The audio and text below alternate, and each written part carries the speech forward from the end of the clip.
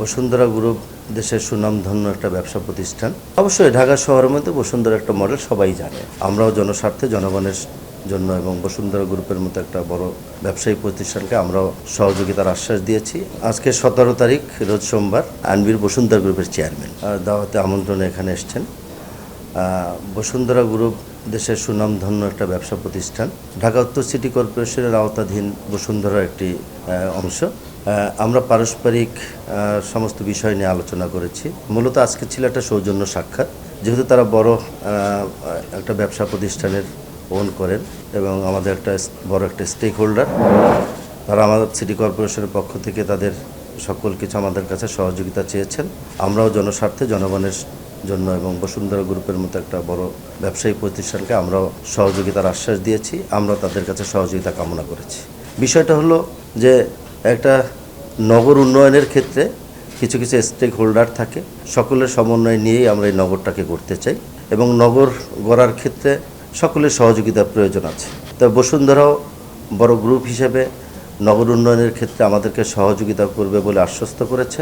আমরাও সিটি কর্পোরেশনের পক্ষ থেকে যতটুকু সম্ভব জনসেবার জন্য আমরা সেই সহযোগিতাটা করব বলে আমরা আলাপ আলোচনা করেছি। সিটি কর্পোরেশনের যে কাজগুলো আছে নগর সেবার জন্য এবং নগরের যে জনসাধারণ এখানে বসবাস করে, যারা ট্যাক্স পে করে, তাদের যে অধিকার একটা সুন্দর নগর গড়ার ক্ষেত্রে এবং আমাদের নৈতিক দায়িত্ব থেকে আমরা সেই কাজগুলো আমরা সহযোগিতার মাধ্যমে নগরবাসীকে দিতে চাই।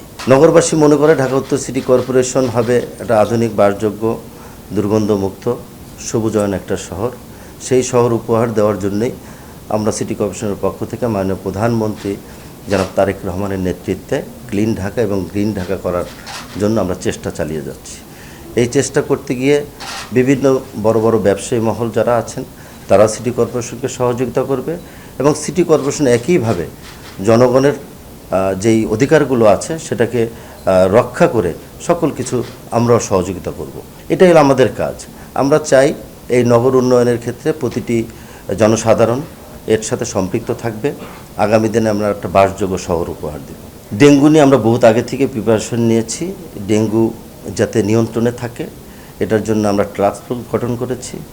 আমাদের হেলথ অফিসার আছে, আমাদের 10টি জোনে প্রতিটি জায়গায় আমরা মনিটরিং করছি এবং এডিস মশা যেখানে যেখানে লার্ভা পাওয়া যাবে এই কারণে আমরা মোবাইল কোর্টের ব্যবস্থা করেছি। আপনার বাসার ভিতরে ঢুকে তো আমি গিয়ে আপনার এডিস মশা নিয়ন্ত্রণ করতে পারবো না।